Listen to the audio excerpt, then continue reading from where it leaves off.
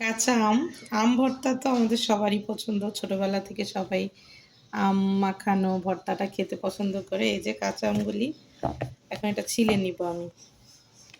এই যে কয়েকটা ছিলে নেব, ছিলে তারপর ভর্তা বানাবো।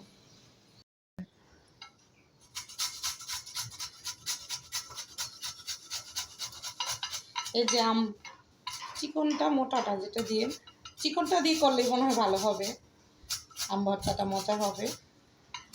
তুমি আম ভর্তা খাবা?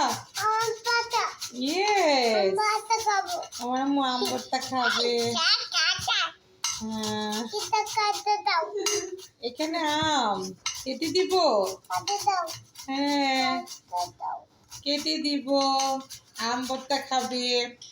আম ভর্তা কি কি দিয়ে মাখবো? এই যে হ্যাঁ আম ভর্তা।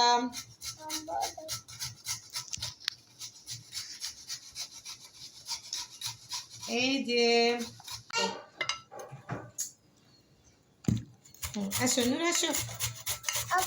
এই যে কাঁচা, এই যে এখন আম কিন্তু হালকা হালকা পেকে যাচ্ছে। কাঁচা পাকা আম হালকা, এটা আরো মজা হবে না? একদম রোদ্রের মধ্যে আম মাখানো খেতে কিন্তু অনেক মজা। কেটে দিব, নুনকে কেটে দিব।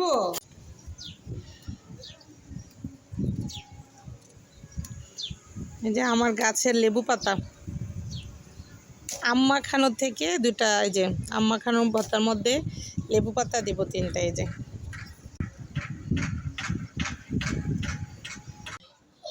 এই তো আমগুলো কিন্তু কোরানো হয়ে গেল দেখেন। এখন কিন্তু আমি একটু পাকা হয়ে গিয়েছি, সেজন্য যে কাঁচা পাকা আম। আমার কিন্তু দোষ নাই, আম মাখানো দেখে যাদের মানে জিভে জল আসবে।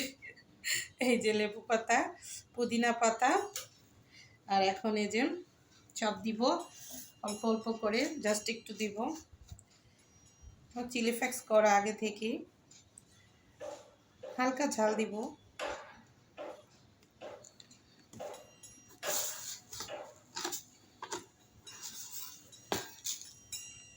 চিনি দিব,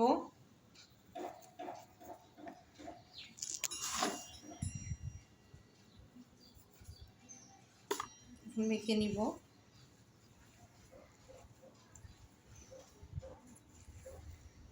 একটা ফ্লেভার আসবে লেবু পাতা পুদিনা পাতা থেকে, একটা ফ্লেভার আসবে অনেক। যখন এই যে দুপুরে যখন এই যে প্রচণ্ড রোদের মধ্যে কিন্তু আম মাখা খেতে অনেক মজা লাগে। মেয়েরা তো এমনি পছন্দ করে, অনেকেই পছন্দ করে, আপুরা ভাইয়ারা। এই যে আমের মধ্যে আম তো একদম সুন্দর করে যে ঝোড়া ঝোড়া করেছে। এখন চিনি, তারপরে চিলি ফ্লেক্স, আমি মরিচ না দিয়ে চিলি ফ্লেক্স ছিল, চিনি ফ্লেক্স, চিনি, দুধ, এই যে লেবু পাতা পুদিনা পাতা দিয়ে সুন্দর করে যে আম ভর্তা হয়ে গেল, আম মাখানো। আসো নূর আসো, আসো আসো আসো মা আসো। এই যে এই যে আমটা কাটবো, এই যে আমটা কাটবো। এটা এটা এটা এটা নূর এটা খাবে। এই যে এটা বিসমিল্লাহ বলো।